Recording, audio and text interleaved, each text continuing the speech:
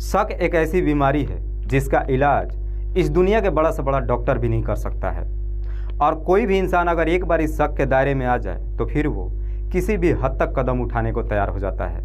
आज की कहानी में भी सेम कुछ ऐसी होता है, जिसकी वजह से एक महिला हमेशा के लिए इस दुनिया को छोड़ के चली जाती है। नमस्कार, आदाब, मैं हसमुद्दी और आप देख रहे हैं सफ़र क्राइम तक। आज की जो सच्ची घटना मैं आपको सुनाने वाला हूँ, दरअसल ये घटना है कर्नाटक प्रदेश की। कर्नाटक का एक शहर पड़ता है करवार और इसी करवार का एक थाना आता है फोंडा। फोंडा थाने के अंतर्गत एक कॉलोनी आता है बरड़गांव।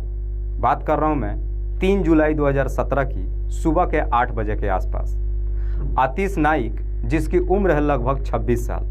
आतिश की पत्नी का नाम तनुजा, जिसकी उम्र है लगभग 22 साल। आतिश अपनी पत्नी तनुजा के साथ लगभग 2 साल बाद अपने पैतृक गांव बरड़गांव में पहुंचता है।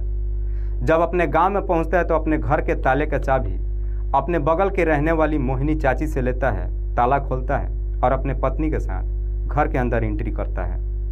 लेकिन जैसे ही दोपहर का वक्त होता है, मोहिनी अपने भतीजे आतिश के पास जाती है ये पूछने के लिए कि मैं खाना लाऊं या फिर नहीं लाऊं। लेकिन मोहिनी जैसे ही आतिश के घर पे पहुंचती है तो आतिश उसे गेट पे ही मिल जाता है। आतिश कहता है कि तनुजा नॉनवेज खाना चाहती है, इसीलिए मैं मार्केट जा रहा हूँ। मैं बस यूं गया और यूं आया। आतिश मार्केट चला जाता है और मोहिनी अपने घर चली आती है। लेकिन देखते ही देखते लगभग 2 घंटे का समय गुजर जाता है। जब 2 घंटे का समय गुजर जाता है, मोहिनी आतिश के नंबर पे फ़ोन करती है, लेकिन आतिश का नंबर स्विच ऑफ बताता है। मोहिनी को लगता है कि शायद आतिश अपने घर पे आ गया होगा, इसीलिए मोहिनी अब फिर से आतिश के घर पे जाती है तो देखती है कि आतिश के घर के बाहर गेट पे ताला लगा हुआ है। आतिश की पत्नी तनुजा घर के अंदर ही है। मोहिनी आतिश के नंबर पे कई बार फ़ोन करती है, लेकिन हर बार आतिश का नंबर स्विच ऑफ बताता है। इसीलिए मोहिनी अब तनुजा को कई बार आवाज़ देती है। कई बार आवाज़ तो देती है, लेकिन अंदर से कोई जवाब नहीं मिलता है। इस पर मोहिनी को थोड़ा सा अटपटा लगता है। इसीलिए मोहिनी अब आतिश की बहन सरिता के नंबर पे फ़ोन करती है। सरिता जो अपने पति पंकज के साथ गोवा के बड़गांव राय में रहती है। मोहिनी सरिता के नंबर पे फ़ोन करती है और कहती है कि आतिश अपने पत्नी के साथ सुबह के 8 बजे यहाँ पर आया था, लेकिन 12 बजे के आसपास वो मार्केट गया, लेकिन उसके नंबर पे अब फ़ोन ही नहीं लग रहा है। उसकी पत्नी कमरे के अंदर है और गेट पे बाहर से ताला लगा हुआ है। मैं उसे भी कई बार आवाज़ दे चुकी हूँ, लेकिन अंदर से कोई जवाब नहीं मिल रहा है। मोहिनी जैसे ही इस तरह की बातें सरिता से कहती है, सरिता भी एकदम से घबरा जाती है। सरिता भी अपने भाई आतिश के नंबर पे फ़ोन करती है, लेकिन आतिश का नंबर स्विच ऑफ बताता है। इसीलिए सरिता तुरंत ही अपने पति के साथ अपने पैतृक गांव अपने घर पे पहुंचती है। जब देखती है कि उस पर ताला लगा हुआ है, ताला तोड़वा देती है और ताला तोड़वा करके जैसे ही कमरे के अंदर एंट्री करती है, कमरे के अंदर का नज़ारा देख उसके पैरों तले ज़मीन खिसक जाती है। दरअसल आतिश की पत्नी तनुजा की डेड बॉडी बेड पे पड़ा हुआ था। सरिता जैसे इस तरह की नज़ारा देखती है एकदम से घबरा जाती है और तुरंत ही इस बात की सूचना नज़दीकी थाने में देती है। पुलिस भी अपनी टीम के साथ घटनास्थल पर पहुंचती है। पुलिस जब तनुजा की डेड बॉडी को चेक करती है तो मालूम चलता है कि तनुजा के शरीर पे कोई चोट या घाव का निशान नहीं है, लेकिन उसके सीने पे एक तकिया है और उस तकिया के बीचों बीच एक दिल बनाया गया है और इस दिल पे लव यू लिखा गया था। साथ ही साथ उस तकिए के कोने पे रेस्ट इन पीस लिखा गया था। पुलिस सबसे पहले तनुजा की डेड बॉडी को अपने कब्जे में लेती है और पोस्टमार्टम के लिए भेज देती है और फिर सरिता के तहरीर पर मुकदमा दर्ज करती है और इस केस की छानबीन करना शुरू करती है। पुलिस इस केस की छानबीन करने के लिए सबसे पहले मोहिनी से पूछताछ करती है, तो मोहिनी भी आतिश की पूरी कहानी पुलिस वालों को बता देती है। मोहिनी जब आतिश की पूरी कहानी पुलिस को बताती है तो पुलिस को कहीं ना कहीं सबसे पहले आतिश के ऊपर ही शक चला जाता है। इसीलिए पुलिस अब आतिश की तलाश करना शुरू कर देती है। पुलिस अपनी तमाम कोशिश कर लेती है। देखते ही देखते लगभग 2 दिन का समय गुजर जाता है, लेकिन ना तो आतिश का नंबर कभी ऑन होता है और ना ही वापस वो घर आता है। जब 2 दिन का समय गुजर जाता है, पुलिस आतिश के मोबाइल नंबर को सर्विलांस पे डाल देती है। आखिरकार तीसरे दिन आतिश अपनी बहन सरिता के नंबर पे फ़ोन करता है, लेकिन जैसे ही फ़ोन करता है, सरिता अपने भाई से सबसे पहले उसकी पत्नी तनुजा की हत्या के बारे में पूछताछ करती है। इस पर आतिश कहता है कि मैं तुमसे मिलने आ रहा हूँ, मिलकर सारी बात तुम्हें बता दूंगा। आतिश वहाँ से चलना शुरू होता है। जैसे ही फोंडा के बस अड्डे पे पहुँचता है, बस से बाहर निकलता है, पुलिस उसे धर दबोच लेती है और फिर उसे पकड़कर अपने कस्टडी में लेकर थाने पहुंच जाती है और फिर आतिश से उसकी पत्नी तनुजा की हत्या के बारे में पूछताछ करने लगती है। आतिश भी बिना किसी सख्ती दबाव के ही तुरंत अपनी जुर्म कबूल कर लेता है। सरिता के माता पिता तभी इस दुनिया को छोड़ के चले जाते हैं जब आतिश की उम्र मात्र 4 साल की होती है। उसके बाद से सरिता अपने भाई को अपने पास ही रख लेती है और अपने पास ही रखकर उसकी पढ़ाई कराती है। आतिश जहाँ पे रहता है उसी के पड़ोस के रहने वाली तनुजा। आतिश और तनुजा एक साथ ही बड़े नहीं होते हैं, बल्कि दोनों एक साथ ही पढ़ाई लिखाई भी करते हैं। आतिश जो कि पढ़ने में बेहद ही कमज़ोर होता है, तो वहीं पे तनुजा पढ़ने में काफ़ी तेज होती है। आतिश और तनुजा जब दोनों मैट्रिक में जाते हैं, दोनों जब एक साथ ही मैट्रिक का एग्ज़ाम देते हैं, आतिश एग्ज़ाम में फेल हो जाता है लेकिन तनुजा एग्ज़ाम में पास हो जाती है। आतिश जब एग्ज़ाम में फेल हो जाता है उसके बाद से अपनी पढ़ाई छोड़ देता है और अपने जीजा के साथ ही काम पर लग जाता है, लेकिन तनुजा इंटरमीडिएट में एडमिशन ले लेती है। आतिश और तनुजा भले ही पढ़ाई से एक दूसरे से अलग हो जाते हैं, लेकिन इसके बावजूद भी दोनों एक दूसरे से मिलना जुलना बंद नहीं करते हैं। जैसे ही दोनों जवानी के दहलीज पे कदम रखते हैं, आतिश और तनुजा के बीच में प्रेम प्रसंग शुरू हो जाता है। इधर तनुजा अपनी पढ़ाई तो कर रही होती है, जब भी मौका मिलता है दोनों एक दूसरे से मुलाकात भी करते हैं। आतिश और तनुजा का प्यार का परवान जब चढ़ता है, दोनों एक दूसरे के बगैर रह नहीं पाते हैं। इसीलिए आतिश और तनुजा शादी करने का फैसला कर लेते हैं। लेकिन तनुजा इधर जैसे ही इंटरमीडिएट का एग्ज़ाम दे देती है, इस बात की जानकारी तनुजा के घर वालों को मालूम चल जाता है। तनुजा के घर वालों को जैसे ही मालूम चलता है कि आतिश और तनुजा के बीच में प्रेम प्रसंग चल रहा है, तनुजा के घर वाले इसका विरोध करने लगते हैं।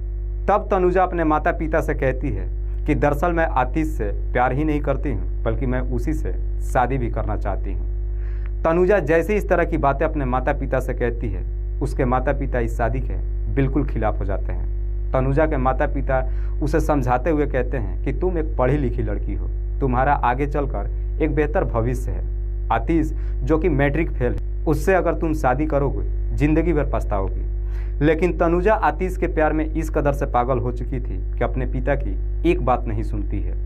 जब तनुजा के माता पिता को लगता है कि तनुजा अब उनकी एक बात नहीं मानने वाली है, तब तनुजा के माता पिता उसे साफ साफ कह देते हैं कि अगर तुमने आतिश से शादी कर लिया तो हम तुमसे हमेशा के लिए रिश्ता तोड़ देंगे। जैसे ही तनुजा के माता पिता इस तरह का शर्त तनुजा के सामने रखते हैं, अब तनुजा भी सोच में पड़ जाती है, क्योंकि एक तरफ उसके माता पिता होते हैं तो दूसरी तरफ उसका प्यार होता है। आखिरकार काफ़ी सोच विचार करने के बाद तनुजा साल 2015 में आतिश से शादी कर लेती है। आतिश से जब शादी करती है तो इस शादी में आतिश के बहन और बहनोई तो शामिल होते हैं, लेकिन तनुजा के माता पिता शामिल नहीं होते हैं। साल 2015 में आतिश जब तनुजा से शादी कर लेता है, शादी करने के बाद वहीं पे बगल में एक किराए का कमरा ले लेता है और दोनों खुशी खुशी एक साथ रहने लगते हैं। जैसे ही थोड़ा सा वक्त गुजरता है, आतिश तो अपने ड्यूटी चला जाता है, लेकिन तनुजा घर में अकेले पड़ जाती है। इसीलिए तनुजा को अकेले घर में मन नहीं लगता है।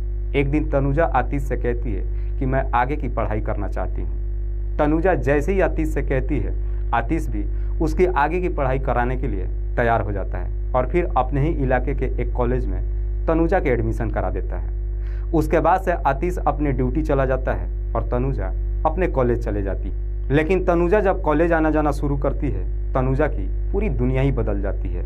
कॉलेज में जब जाती है तो कई सारे लड़के और लड़कियों से दोस्ती भी कर लेती है। कॉलेज से जब भी घर पे आती है, घंटों देर तक अपने दोस्तों से फ़ोन पे बात करती है। लेकिन ये बातें आतिश को पसंद नहीं आता है। आतिश तनुजा को काफ़ी समझाने की कोशिश करता है, लेकिन तनुजा कहती है कि वो सब के सब मेरे दोस्त हैं और मैं उनसे सिर्फ काम के लिए बातचीत करती हूँ। लेकिन आतिश जब उसे बार बार मना करने लगता है, इसी बात से लेकर आतिश और तनुजा के बीच में अब दूरियां बनना शुरू हो जाती है। आए दिन हर रोज़ इसी बात से लेकर झगड़े तकरार शुरू हो जाता है।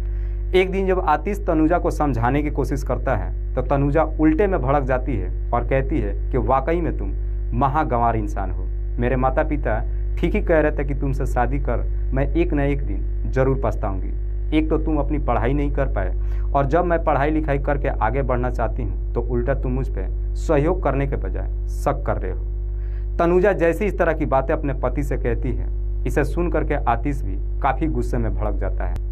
आतिश तनुजा को काफ़ी समझाने की कोशिश कर लेता है, लेकिन तनुजा के जीवन में कोई बदलाव नहीं होती है। 1 जुलाई 2017 को तनुजा अपने कॉलेज से काफ़ी लेट घर पहुंचती है, लेकिन जब लेट से घर पे पहुंचती है, घर पे पहुंचने के तुरंत बाद ही फिर से फ़ोन पे लग जाती है और कई घंटों तक लगातार फ़ोन पे बात करती है। इधर आतिश जब ड्यूटी से घर पे आता है, अपनी पत्नी तनुजा को फ़ोन पे बातचीत करते हुए देखता है तो अपनी पत्नी से कॉलेज से लेट आने की वजह पूछता है। इस बात से दोनों के बीच में ज़ोरदार टक्कर होती है। जब दोनों के बीच में ज़ोरदार टक्कर होती है तब आतिश को लगता है कि तनुजा उसके हाथ से निकल चुकी है।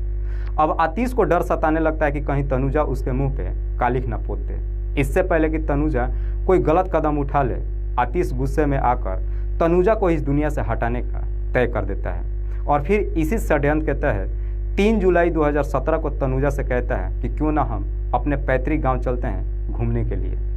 जैसे ही आतिश अपनी पत्नी तनुजा से पैतृक गांव जाने के लिए कहता है, तनुजा भी आतिश की बात मान लेती है और फिर आतिश अपनी पत्नी तनुजा को लेकर 3 जुलाई 2017 को सुबह 8 बजे के आसपास अपने पैतृक गांव घर पे पहुंचता है।